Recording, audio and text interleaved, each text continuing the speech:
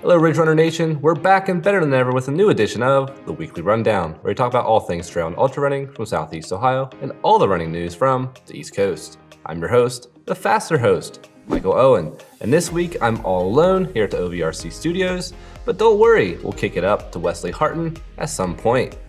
On this week's show, we'll talk about news from the Huff 50k, Christmas and New Year's news, the Gene Dykes world record snub, and drama in the ultra running world. We'll also highlight all the interesting news from the world of Strava. But first, a look at the Paul Barty streak. Even with last week's absence, Barty was able to extend his weekly half marathon distance streak 2 more weeks to 419 and 420. Way to go, Paul. None of us ever doubted you. Okay, onward. There was a race or two during the Christmas season, with the Huff 50k being one of the most notable. This 20-year-old race has a history of fast times, and this year there were plenty. Sam Skeels ran 3 hours and 29 minutes and was just 2.5 minutes off Mark Goodell's 1999 course record. Justin Kowalski was second in 3:31, and Maxim Chipalev was third in 3:38. Becca Downs won the women's race in a blazing 4 hours and 5 minutes and was a full 42 minutes ahead of second place Sydney Huntington, who ran 4:47, and third place Aaliyah Abiad in 4:52. 2 weeks ago, we reported that Gene Dykes set the world record in the marathon for the 70 to 75 age group by running 2:54.23 at the Jacksonville Marathon. Well, unfortunately, Gene received some bad news a few days after his record-setting race. He made this post on Facebook saying that although the Jacksonville Marathon was certified by the USATF, the race was not sanctioned, and that his time would not be recognized as the world record. The craziest part about this is that Gene reached out to the race director prior to the race, asking if everything was go for a world record, and the RD replied saying, quote, "You should have a good shot at the record," end quotes. Then at the race, they recognized Gene before the race and announced his record when he finished. All this made Gene believe that the race was properly certified and sanctioned, but it came to light after that it was not. I haven't heard much since this announcement, nor a statement from the Jacksonville Marathon RD, but I for one would still consider Gene Dykes as holding this record. I just hope that he's able to officially be recognized, whether from the Jacksonville race or by doing it again at a sanctioned race in 2019. Bummer. And we have some drama coming from popular figures in the sport of ultra running because of the new feature that race registration platform Ultra Signup revealed recently, where they list runners' trophies from top 3 placings of their races. The Run Bum posted about this in the East Coast Trail and Ultra Running Facebook group to see people's thoughts, and it created quite the stir. East Coaster Andy Jones Wilkins posted that he thinks it's, quote, lame and pathetic that people want their internet trophies. Mark Gilligan, the creator of Ultra Signup and presumably the one who implemented this new feature, fired back saying that he was surprised AJW's sentiments and he's glad he didn't give a shit, quote, about all the criticism over the years about his website. Others who didn't like the internet trophy idea went back and forth with Mark several times in the comments, and it got a little heated. While I don't particularly like internet trophies myself, I'm just appreciative that they provide such a great tool for race directors and a place to see runners' results. I don't care one way or another about this new feature, and quite frankly, this Facebook feud seemed a little petty. Can't we all just get along? Alright, moving on. And now for our Strava rundown, where each week we highlight all the interesting activities and achievements from runners all across the East Coast.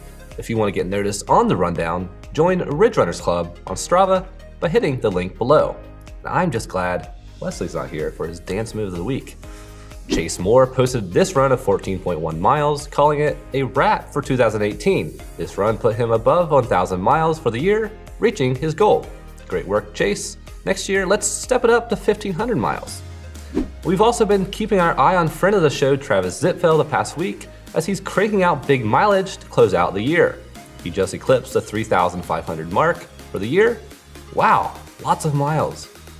And now we're going to send it up to Northeast Ohio to Wesley for more from the world of Strava. Take it away, Wes.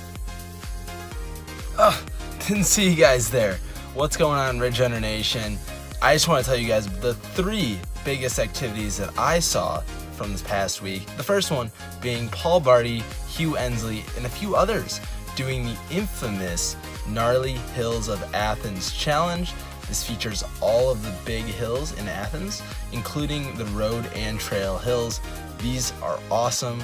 Congrats guys on your second edition of doing this route. I can't wait to get out there myself. The next big activity that I want to highlight is that Matt and Lindsay were out exploring on their run and they ran into some crazy animals. I'm talking things that you don't normally see. They were out in the Rocky River Reservation up here in Cleveland and they saw a skunk.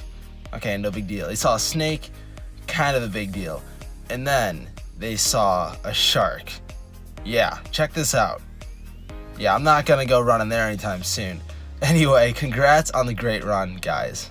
And this final one caught my eye. This is absolutely crazy in the world of endurance sports.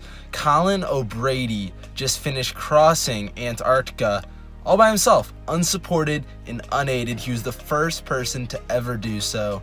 A few people have crossed before, but never like this. Well done, Colin. It's absolutely absurd. I definitely will not be going up there anytime soon because it's very cold. It's cold here, but not as cold in Antarctica. I can only imagine. With that, that's all the news I got. Send it back down to Michael to finish it out. All right, thanks for that, Wesley. Now on to New Year's resolution goals. With everyone meeting their 2018 running goals and a new year now here, it's time to refocus and make new goals for 2019. We'd love to hear what your running goals are for the new year, so give us a shout out on Twitter, Instagram, and Facebook, and let us know. For me, I have some ambitious goals. First, is to track and limit myself to just 182 cups of coffee for all of 2019. I know it's really ambitious, 1 cup every 2 days, but I'm committed to this resolution. I need to really cut back. But on the running side, I also have some ambitious goals, and I'm calling it my Sub 15 project. First, I will attempt to break 15 minutes in the 5K, and then later in the year, attempt to break 15 hours in the 100 miler. I'm not quite sure how I'm gonna run this fast yet, but I'm gonna try to make it happen. Let's send it out to Wesley again for his 2019 goals. Wesley, let's hear them. Man, do I have some goals for 2019. These are huge. I mean, you can get them for $10 at Walmart. It's a little one. You want to play soccer by yourself, or a big one you can just invest in and really go play anyone where you can find a goal and use that as your goals for 2019.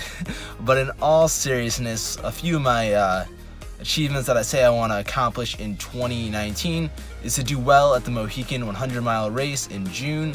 It's in Ohio. I did the 50-mile race there a couple years back, and I don't really know what well is. I haven't written it out or anything, but I just want to do well at that race. So that's going to be my number 1 goal for the year. My number 2 goal, I guess, or a 1A as well with that, is just to stay healthy. That's always the number 1 goal, is to not get injured.